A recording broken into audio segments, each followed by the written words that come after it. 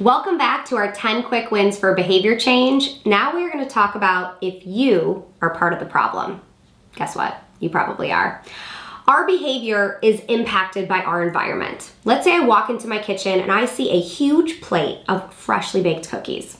You better believe that my behavior is going to then be eating one of those cookies. Let's be real, maybe eating more than one. But if I were to walk into my kitchen and see that same plate of freshly baked cookies, but I also see my daughter standing there who tells me I just baked these cookies and I'm bringing them to my first grade class and there's only enough cookies for each child to get one cookie.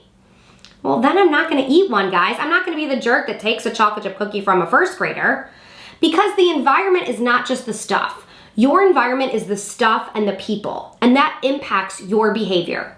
So now that we know that the environment is the stuff and the people, we want to think about for our students' behavior, how the environment plays a role in challenging behaviors. And you may think, oh, it's not me, I'm not part of the problem, but guess what? My name is Sasha and I am a problem behavior causer. None of us do it on purpose, guys. None of us wake up on a Monday morning and get a real big cup of coffee and think, you know what? Work has been a little boring. I'm gonna mix things up and cause some challenging behaviors today. No, of course not. We do it unintentionally, but the way that we respond or react or give expectations or set up an activity or give feedback could in turn cause problem behaviors.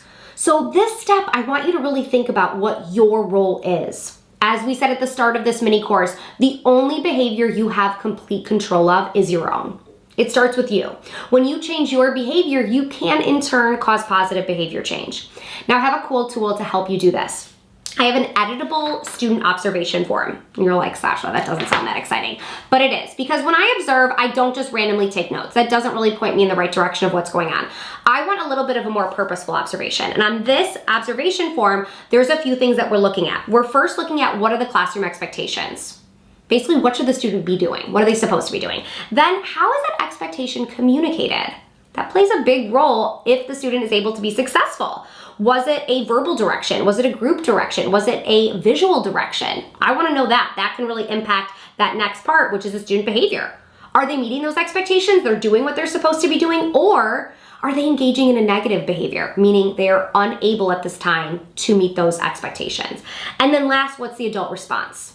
So this is a little bit of a tweak on that traditional ABC data, and this really helps me hone in on what my role is. Because my role is right before and after that behavior, how that expectation is communicated and what the response is. And that helps me determine when that child is able to be successful.